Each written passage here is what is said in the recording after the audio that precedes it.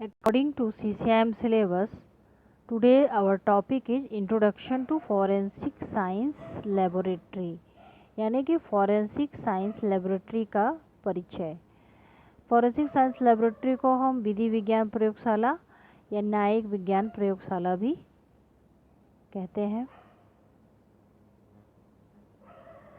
सबसे पहले forensic science laboratory यानी कि विधि विज्ञान प्रयोगशाला क्या है, इसको जानने के पहले हमें फॉरेंसिक साइंस की डेफिनेशन पता होनी चाहिए। इसका डिस्क्रिप्शन पिछले वीडियो में आया है। Forensic science is the branch of science which deals with the application of medical and paramedical knowledge for purpose of administration of justice in the courts of law। Forensic science विज्ञान की वह शाखा है जिसके अंतर्गत हम जो भी मेडिकल, चिकित्सा विज्ञान और पैरामेडिकल नॉलेज लेते हैं उसको कोर्ट में किसी को न्याय दिलाने के लिए उपयोग में लाना, administration of justice in the courts of law. So forensic science laboratory क्या होती है? यह एक प्रयोगशाला होती है और इस प्रयोगशाला में क्या होता है? A forensic science laboratory undertakes the examination of physical evidence sent by MO or the ones recovered from the scene of crime so as to link a suspect to victim to scene of crime। यानी कि ये जो forensic science प्रयोगशाला होती है, laboratory होती है, यहाँ पर जो मेडिकल ऑफिसर हैं, चिकित्सा अधिकारी जो होता है, जो कि पीएम एग्जामिनेशन करता है। पीएम एग्जामिनेशन के करने के बाद उस जो विसरा होते हैं या जो भी फिजिकल एविडेंस मिलते हैं उसको वो प्रिजर्व करके, सील करके कहाँ भेजते हैं? फॉरेंसिक लैब में कंफर्मेटरी एग्जामिनेशन के लिए या केमिकल एनालिसिस के लिए, या फिर घटना स्थल पर जहाँ वो घटना घटी है, सीन ऑफ क्राइम, जो भी फिजिकल एविडेंस मिलते हैं उसको भी फॉरेंसिक लैब में भेजा जाता है, जिससे कि जो सस्पेक्ट है, जिस पे शक हो रहा है, संदिग्ध लग रहा है, जो अपराध जिसके साथ घटना घटी है और जो सीन ऑफ क्राइम है, तीनों के बीच एक लिंक बन सके और जो सस्पेक्ट है या जो कल्प्रिट है उसको पकड़ा जा सके और विक्टिम को न्याय मिल सके। तो यहाँ पे जो फिजिकल एविडेंस टर्म आ रहा है, इसका मतलब क्या होता है? भौतिक, इसको हम कहेंगे फिजिकल एविडेंस का हिंदी होगा भौतिक सबूत। इसको हम भौतिक सबूत कह सकते हैं, वास्तविक सबूत कह सकते हैं और सामग्री सबूत कह सकते हैं। ये तीनों ही जो है एक ही अर्थ के बोधक हैं। कोई भी वस्तु जो आपराधिक स्थान पर मिलती है या आपराधिक स्थान से जुड़ी हुई होती है और अपराधी से उसका कोई संपर्क होता है या जो भी साक्ष्य देखा जा सकता है और जो यह साबित करता है कि उसका संबंध अपराध से है या अपराध से वह जुड़ा हुआ है, तो उसे हम भौतिक सबूत कहेंगे। भौतिक सबूत सिर्फ हथियार या वेपन्स ही नहीं होते, बल्कि शरीर के अवयव भी होते हैं, जैसे कि fingerprints, footprint, air, epidermis, skin. तो आपराधिक स्थान पर जांच पड़ताल में भौतिक सबूत सहायता करता है। भौतिक सबूत, वास्तविक सबूत और सामग्री सबूत, यह कि अपराध स्थान पर हुआ है कि नहीं हमें पता चलता है। महत्वपूर्ण तत्व को आपराधिक स्थान पर स्थापित करना संदिग्ध व्यक्ति और विपत्तिग्रस्त व्यक्ति को आपराधिक स्थान से संपर्क करता है, अपराधी को साबित करता है। Physical evidence, the item which are commonly handled by the laboratories are weapons, knives, blunt instruments, firearms, bullets, cartridge cases. तो जो फिजिकल एविडेंस में जो कॉमनली चीज़ें जो लेबोरेटरी में भेजी जाती हैं उसमें वेपन्स होते हैं, नाइफ्स होते हैं, ब्लंट इंस्ट्रूमेंट्स होते हैं, फायर आर्म वेपन्स होते हैं, बुलेट्स होती हैं और ये कारतूस होते हैं। ये सारी चीज़ें जो हैं वो फिजिकल एविडेंस के तौर पे होती हैं। Blood, seminal stains and saliva, epithelium, hair, poisons, fingerprints and foot, shoe prints, broken piece of glass, oil, grease, soil, cloths, documents and cigarette butts etc. ये सारी चीज़ें जो होती हैं वो फिजिकल एविडेंस के तौर पे उपयोग होती है। फिजिकल एविडेंस का importance. Physical evidence is useful as it helps us decide whether a crime is committed. Physical evidence से हमें पता चल सकता है कि क्राइम हुआ है कि नहीं हुआ है। And it helps us decide as to who has committed the crime, और किसने क्राइम किया है यह डिसाइड करने में वह हेल्प कर सकता है, कल्प्रिट को पकड़ने में, अपराधी को पकड़ने में हेल्प कर सकता है। एग्जाम्पल्स ऑफ फिजिकल एविडेंस अलग अलग केसेस में, जैसे कि यदि पॉइजनिंग का केस है, फूड पॉइजनिंग का केस है, तो फूड पॉइजनिंग के केस में फिजिकल एविडेंस के तौर पे केमिकल एनालिसिस के लिए विसरा, बॉडी फ्लूइड्स भेजे जाते हैं, जिससे यह पता चल सके कि नेचर ऑफ पॉइजन क्या था, किस टाइप का वह पॉइजन था। इसके साथ फूड यूटेंसिल्स, जिस बर्तन में वह भोजन था, खाना था पॉइजनिंग वाला, क्लॉथ्स भी केमिकल एनालिसिस के लिए भेजे जाते हैं फिजिकल एविडेंस के तौर पे। और ये कॉर्पोरेटिव एविडेंस के तौर पे, यानी ये पुष्टिकारक प्रमाण होते हैं। इसमें भी यदि पॉइजन के प्रूफ मिलता है तो ये पता चल जाएगा कि ये फूड पॉइजनिंग का ही केस है। इसके बाद यदि असॉल्ट और मर्डर का केस है तो उसमें फिजिकल एविडेंस के तौर पे वेपन्स, ऑब्जेक्ट भेजे जाते हैं। Blood grouping from blood stains, blood stain से blood grouping on victim, hair in victim's hand, victims यानी जिसके साथ घटना घटी है, विक्टिम वो होता है, उसके हैंड में हेयर मिलना। सिगरेट बट्स में सलाइवा है उसका एग्जामिनेशन करना। इससे क्या होगा, आइडेंटिटी ऑफ असेलेंट, जो आक्रमणकारी है या जिसने हमला किया है उसकी पहचान की जा सकती है। क्लॉथ एग्जामिनेशन फॉर आइडेंटिफिकेशन, कपड़ों का एग्जामिनेशन आइडेंटिफिकेशन के लिए उस व्यक्ति की या अपराधी की पहचान के लिए किया जाता है। इसके बाद बर्न डेथ, यदि बर्न से डेथ हुई है तो examination of cloth, skin for smell of kerosene, petrol. तो फिजिकल एविडेंस के तौर पे हमें उसमें स्मेल आएगी, स्मेल ऑफ कैरोसिन, पेट्रोल। ये यदि सीन ऑफ क्राइम में जाके देखा जाता है तो और अच्छी बात है, या फिर डेड बॉडी यदि आती है तो उसमें भी स्मेल आएगी। Examination of metallic objects, teeth and bones for identification of charred body, यदि बॉडी पूरी तरीके से जल गई है, कहीं से भी वो पहचान में नहीं आ रही है, उस कंडीशन में फिजिकल एविडेंस के तौर पे उससे भी वो बॉडी में कोई चीज़ पहना हुआ है, मेटेलिक चीज़ है, यदि उसे कोई आर्टिफिशियल टीथ लगा हुआ है मेटल वाला, या बोन जो है वो आइडेंटिफिकेशन में फिजिकल एविडेंस के तौर पे फॉरेंसिक लैब में भेजी जाएंगी।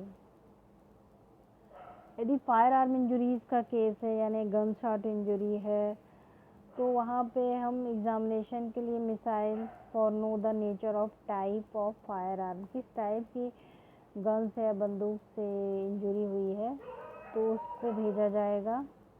हैंगिंग के केस में और स्ट्रैंगुलेशन के केस में जो जिसके ऊपर जिसने हैंगिंग किया है उसका जो लाइगेचर मार्क है और जो रस्सी है उसकी बॉडी पे जो लाइगेचर, नेक पे जो लाइगेचर मार्क मिल रहा है और जिस नेक से उसने हैंग किया है जिस लाइगेचर से, दोनों की मैचिंग करना वही है कि डिफरेंट है।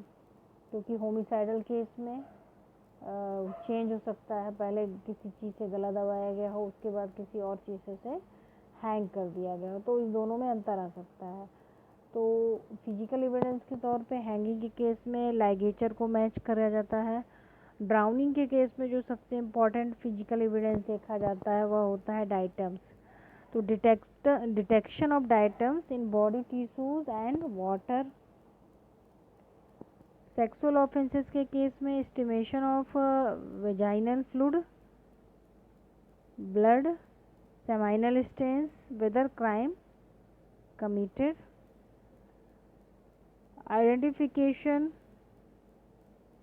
के लिए यदि किसी की आइडेंटिफिकेशन पहचान नहीं हो पा रही है तो if possible from fingerprints, footprints, hair, blood, semen, clothes, bones, teeth and tissue. Drug addiction और ड्रग ट्रैफिकिंग के केस में फॉरेंसिक लैब में टिश्यूज़ को भेजा जाएगा एग्जामिनेशन के लिए। वायल्स और स्पेसिमेन आदि को भी भेजा जाता है। फॉर्जरी के केस में, धोखाधड़ी के मामले में जो डॉक्यूमेंट्स होते हैं, paper, ink, pencil and typewriter आदि को फिजिकल एविडेंस के तौर पे भेजा जाता है फॉरेंसिक लैब पे। Erasers, alteration, obliteration under UV rays, identification of handwriting. Handwriting की पहचान के लिए इन टेक्निक्स का सहारा लिया जाता है। Erasures, alteration and obliteration UV rays के अंडर किया जाता है। इसके बाद forensic science laboratory in India. विधि विज्ञान प्रयोगशाला या न्यायिक विज्ञान प्रयोगशाला भारत में कहाँ कहाँ है? तो there are 7 central forensic laboratories in India. Bharat में 7 फॉरेंसिक लेबोरेटरीज हैं, सेंट्रल फॉरेंसिक लेबोरेटरीज हैं। India Hyderabad, Kolkata, Chandigarh, New Delhi, Guwahati, Bhopal and Pune. इसके अलावा ये तो सेंट्रल गवर्नमेंट की तरफ से फॉरेंसिक लैब जो चल रही हैं 7 हैं। इसके अलावा almost all the state have a forensic science laboratory. Her state में फॉरेंसिक साइंस लेबोरेटरी है। इन उत्तर प्रदेश लखनऊ, प्रयागराज, आगरा, रामनगर, वाराणसी में रामनगर। इन वेस्ट बंगाल कोलकाता में। इन मध्य प्रदेश सागर एंड भोपाल। महाराष्ट्र में मुंबई, नागपुर, पुणे, औरंगाबाद, नासिक। बिहार में पटना, मुजफ्फरनगर। राजस्थान में जयपुर, तेलंगाना, हैदराबाद। हर स्टेट में उसकी फॉरेंसिक लैब है। कुछ स्टेट्स का हम यहाँ पे डिस्क्रिप्शन दिया है। इसका जो सोर्स है हमने गूगल से इसको सर्च किया है। इसके बाद फॉरेंसिक साइंस लेबोरेटरी के कौन कौन से सेक्शन होते हैं? तो जो फॉरेंसिक साइंस लेबोरेटरी होती है ये अलग अलग सेक्शन में बटी हुई होती है। हर सेक्शन का अपना एक अलग काम होता है। जैसे टॉक्सिकोलॉजी सेक्शन, टॉक्सिकोलॉजी सेक्शन के अंतर्गत जो केमिकल एनालिसिस के लिए जो विसरा और बॉडी फ्लूइड्स आते हैं और जो सस्पिशियस आर्टिकल्स आते हैं वहाँ पर पे वो उनका एग्जामिनेशन किया जाता है। जो सेरोलॉजी सेक्शन होता है, सेरोलॉजी सेक्शन में ब्लड ग्रुप का एस्टिमेशन किया जाता है। बायोलॉजिकल सेक्शन होता है, बायोलॉजिकल सेक्शन में जो फ्लूइड्स हैं, हेयर हैं, प्लांट्स मटेरियल हैं, इनका आइडेंटिफिकेशन किया जाता है। उसके बाद मॉलिकुलर बायोलॉजी सेक्शन होता है जहाँ पे डीएनए फिंगरप्रिंटिंग सेक्शन होता है। फिजिकल सेक्शन होता है। फिजिकल सेक्शन में examination of physical evidence investigation. Ballistic and explosive sections में examination of fire arms and explosive material का एग्जामिनेशन होता है। फिंगरप्रिंट सेक्शन होता है। पॉलीग्राफी सेक्शन होता है जिसे लाइट डिटेक्शन टेस्ट होता है यहाँ पे कि वह व्यक्ति सच बोल रहा है या झूठ बोल रहा है, इसका डिटेक्शन किया जाता है। डॉक्यूमेंट एनालिसिस के लिए एग्जामिनेशन ऑफ सेक्शन होता है जिसे हम डॉक्यूमेंट एनालिसिस सेक्शन कहते हैं।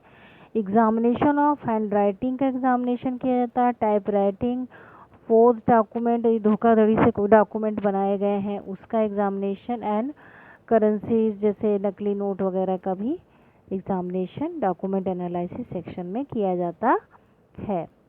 इसके अलावा फोटोग्राफी सेक्शंस होते हैं और एनालिटिकल एंड इंस्ट्रूमेंटेशन सेक्शन होते हैं।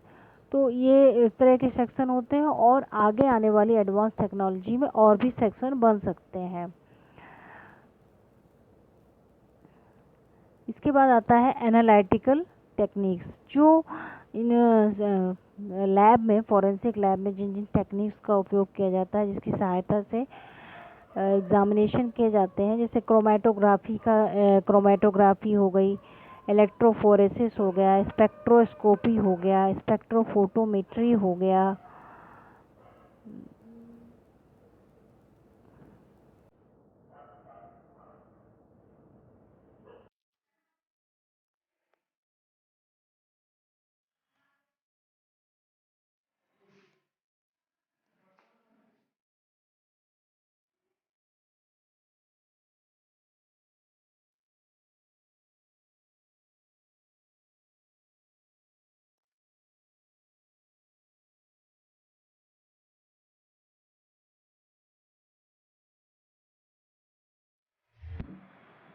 एनालिटिकल टेक्निक्स में क्रोमेटोग्राफी है, electrophoresis, spectroscopy, spectrophotometry, microscope, neutron activation of analysis.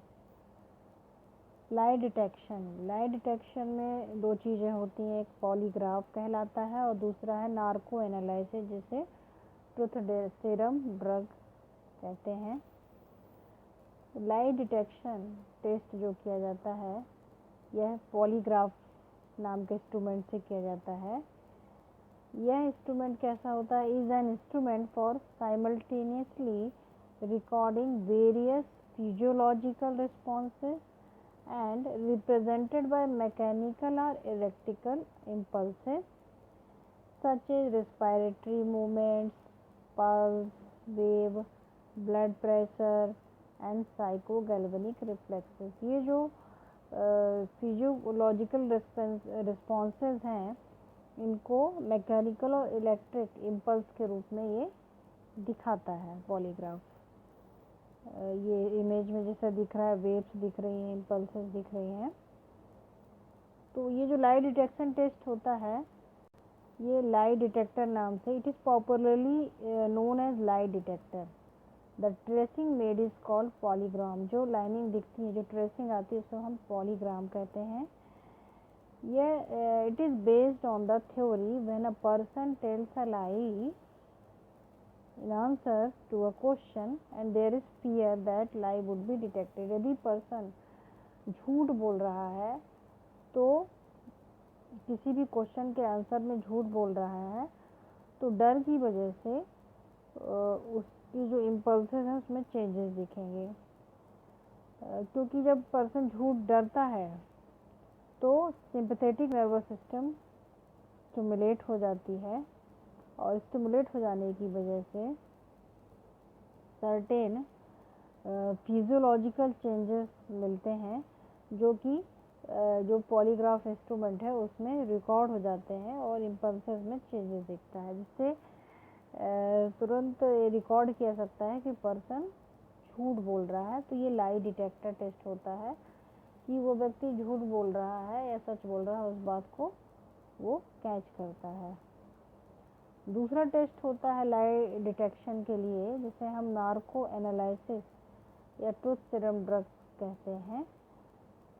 आजकल क्राइम डिटेक्शन के लिए दोनों ही टेक्निक का सहारा लिया जाता है।